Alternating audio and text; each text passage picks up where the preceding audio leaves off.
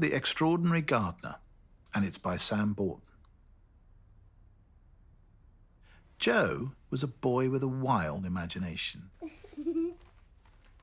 It took him far away to a world less ordinary, to a place very different from the world outside. In Joe's world, plants grew taller than skyscrapers, and animals unlike any other roamed the streets and soared through the sky. Every day, Joe longed for his world to come to life. Then, one night, while he was reading his favorite book, an idea began to grow. It was full of beauty, color, scent, and song, and it all started with something very small. The next morning, Joe went in search of the one little thing that would bring his idea to life. He looked in all the usual places and the not so usual. Finally, he found what he was looking for. Wasting no time, Joe collected all his tools together and carefully planted the tiny seed. Then he fed it and watered it and quietly waited and waited and waited some more. But nothing happened. Nothing changed. Eventually, Joe stopped waiting.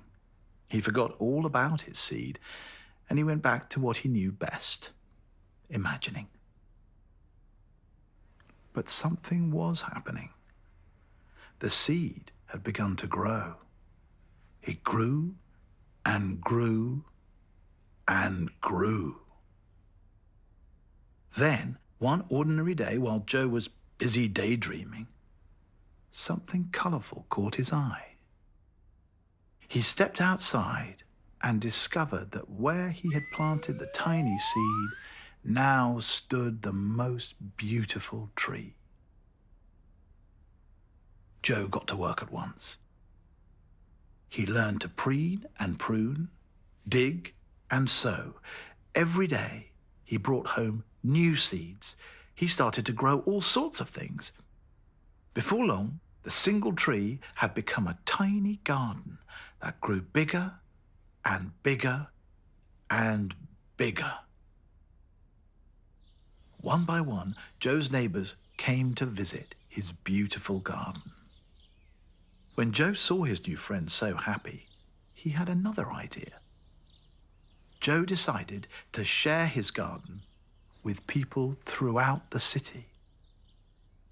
And slowly, over time, with the help of that first tiny seed, Joe's world grew from ordinary to extraordinary.